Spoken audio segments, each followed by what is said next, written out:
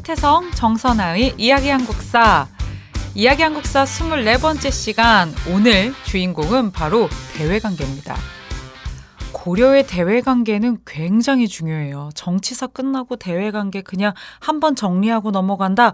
이 단원만큼은 절대 아닙니다. 고려 왕조는요, 대외관계가 정치사의 핵심이라고 할 수 있을 정도로 여러분들이 잘 정리해 두셔야 되는 부분인데요. 왜 그러냐? 918년 건국한 고려는요, 1392년에 멸망할 때까지 정말 많은 이민족의 침략을 받았던 왕조입니다. 그리고 이러한 이민족의 침략 때문에 이 고려의 정치사의 흐름이 바뀐 적도 있습니다. 그래서 여러분들이 고려 전기부터 후기까지 이어진 이민족의 침략을 잘 정리해 두실 필요가 있는데요. 그러면 여러분 지금부터 함께 얘기해 보도록 하겠습니다. 우리 고려 918년이니까 10세기이죠. 그렇죠? 이 10세기, 11세기에 이 동아시아의 대표적으로 잘 나갔던 북방민족이 어디냐? 거란족이에요. 그 당시 한반도는 고려였고요. 위쪽에는 거란이 있고요. 중국 본토는 송이라고 하는 나라가 있었던 시기가 바로 이 10, 11세기입니다. 그런데 이 거란은요, 외로웠어요. 외톨이였어요. 왜 그랬느냐? 송과 고려는 굉장히 친밀한 관계를 유지하면서 막 바다 건너 교류하고 막 사신들 왕래하고 물건 막 왔다 갔다 하고 이런 상황이에요. 그런데 송나라도 거란을 견제하고 싫어하고요. 고려도요, 이 거란에 대한 반감이 되게 커요. 태조왕건은요, 발해를 멸망시킨, 고구려를 계승한 발해를 멸망시킨 거란은 무도한 아이들이다 라고 하면서 이들과 조금도 교류하지 않았어요. 거란의 사신이 와서요, 막 낙타 선물 주고 어쩌고 해도요, 이 낙타 다 굶겨 죽일 만큼 고려 초에 거란에 대한 정책은 반감 그 자체였습니다. 그러다 보니 거란은요, 송하고도 대립관계인 상황에서 후미에는 고려의 따가운 시선이 있는 거죠. 그래서 거란은 이 고려의 관계를 좀 뒤집을 필요가 있었던 거죠. 고려를 침략해서 영토를 획득하고 이게 목적이 아니라 고려와 조금 잘 지내보고 싶은 거예요. 근데 말을 안 들어요. 그래서 이 거란은 고려와의 관계를 재편할 목적으로 고려를 침략하니 이게 1차 침략입니다. 거란의 대군이 1차 침략하자 고려에선 난리가 나죠. 조정에서는 막 회의를 합니다. 그 당시 고려의 회의 결과는 무엇이냐? 거란의 대군이 침략했으니 우리 영토의 일부를 떼어주고 강화조약을 맺자라는 거였어요. 그런데 지금 이게 웬 말이에요? 우리 영토를 떼주자고요? 왜 그래야 될 이유가 있습니까? 거란에 너무나 큰 대군이 왔기 때문에 지금 이러이러한 얘기들이 나오는 거예요. 그때 서희라고 하는 신하가 왕에게 뭐라고 하느냐? 거란이 침략한 진짜 목적은 영토 떼어가기 위함은 아닐 겁니다. 거란의 진짜 속내를 알아보고 결정해도 늦지 않으니 제가 거란과 직접談判을 진행하겠다라고 얘기합니다. 그리고 거란 장수 소손룡과 서희가談判을 하게 되죠. 소손룡이 먼저 서희에게 말해요. 너희 나라는 옛 신라 땅에서 건국하였고 고구려의 옛 땅은 우리나라에 소속되어 있는데 즉 거란 땅인데 어째서 니들이 침범했느냐? 이게 첫 번째였고요. 소손룡은 또 얘기합니다. 거란과 고려는 국경이 접해서 이렇게 가까운데 우리한테는 한 번 오지도 않고 교류도 안 하면서 저기 바다 건너 완전 먼 송나라한테는 매번 가고 송을 섬기고 있는 까닭은 대체 무엇이냐? 우리가 그래서 열이 받는다 라고 얘기해요. 그랬더니 서희가 이렇게 얘기하죠. 무슨 소리냐?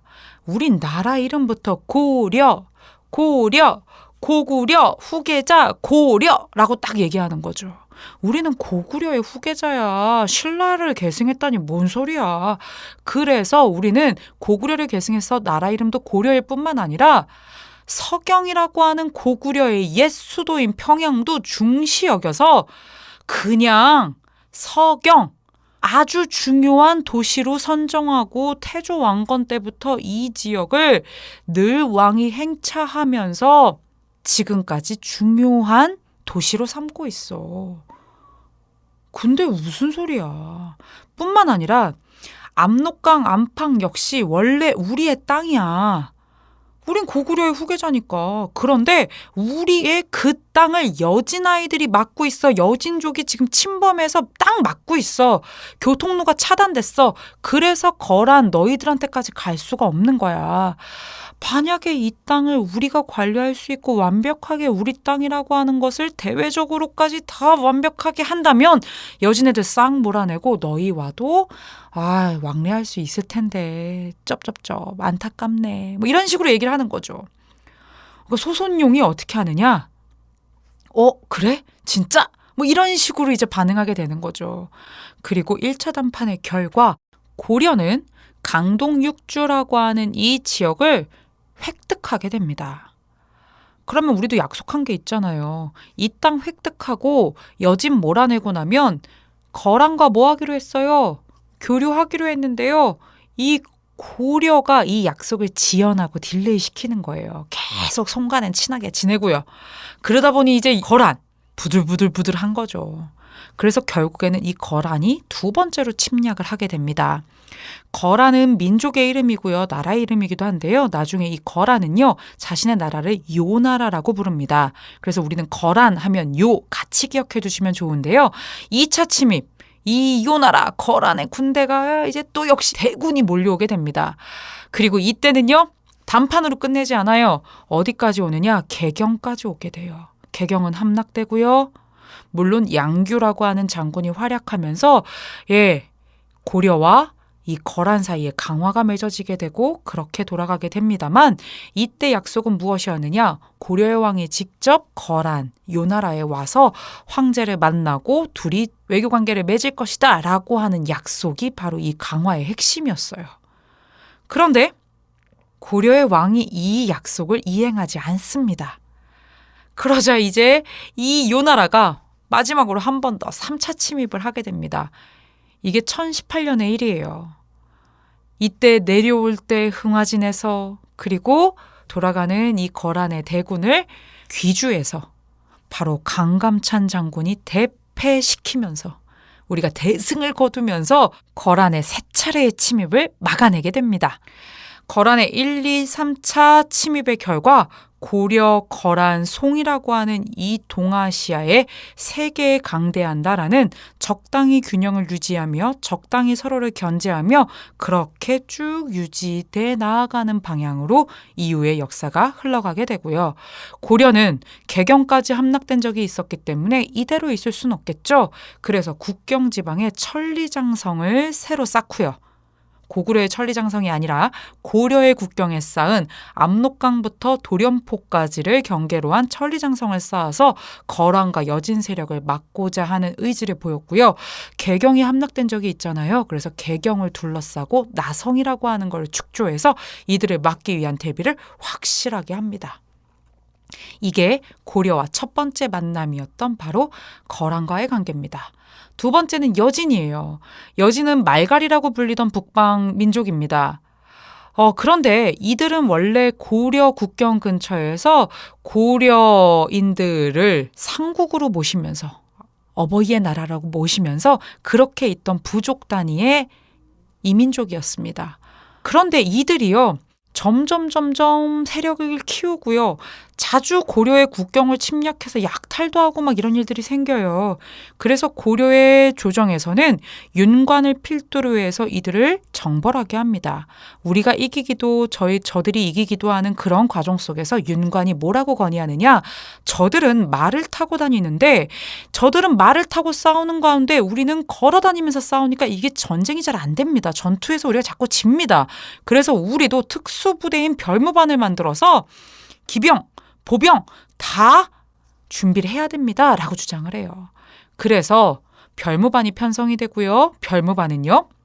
보병, 기병, 그리고 승려들로까지 이루어진 특수부대로 여진을 내쫓고 그 여진의 근거지에 9개의 성을 쌓으면서 우리의 국력을 보여주게 되죠. 이거를 동북구성이라고 합니다. 하지만 이 동북구성은 워낙에 동북 쪽에 위치해 있었고요. 또 여진족이 계속 뭐라고 했느냐. 우리가 앞으로는 다시는 침략하지 않을 것이고 너희 말 잘 들을 거니까 성 돌려줘. 우리의 삶의 근거지야. 라고 계속 요청했기 때문에 동북구성 축조하고 얼마 되지 않아서 결국 여진족에게 돌려주게 됩니다. 그런데 그 이후의 여진족은요. 이전에 우리가 알던 그들이 아니에요. 1115년 부족을 통일하고요. 금이라고 하는 나라를 건국하더니 이들은 승승장구해서 급기야 우리나라에 뭐라고 요구하는 데까지 이르게 되느냐? 야, 우리 이제 예전의 여진족 아니야. 우리 금나라야. 니네 우리랑 싸우면 이길 수 있을 것 같아? 야, 우리가 어느 정도로 세냐면 하면서 우리한테 4대 관계를 요구하고요. 형님 해봐. 아니 임금님 해봐. 우리가 임금이고 너희가 신하야. 군신관계 제대로 맺을래 아니면 싸울래. 이런 식으로 고려에게 협박 같은 요구를 하게 되는 거죠. 그 당시 고려의 집권자가 문벌귀족이었던 이자겸인데 이자겸은 이러한 금나라의 군신관계 요구를 받아들이게 됩니다. 그리고 이거에 대한 반발이 바로 묘청의 서경천도운동이었던 거죠. 예, 그렇게 해서 여진과의 관계도 여러분 일단락이 됩니다. 그리고 이제 마지막으로 여러분들 몽골과 고려와의 관계를 배울 건데요. 몽골과 고려와의 관계는요. 바로 다음 이야기 한국사 25강에서 얘기되는 팔만대장경 얘기 때 몽골과의 관계를 이어서 같이 붙여가도록 하겠습니다. 우선 오늘 여러분들은요. 뭐까지 배웠느냐? 그쵸. 거란족의 침략, 그 다음에 여진과 고려와의 관계, 이 두 가지를 정리했다라는 걸 여러분 기억하시고요. 다음 시간에 이어서 고려의 대외관계, 몽골과의 관계, 그리고 그 속에서 꽃피운 인쇄문화의 결정체 팔만대장경까지 같이 이야기해 보도록 하겠습니다. 지금까지 이야기 한국사 24번째 시간, 저는 정선아였습니다.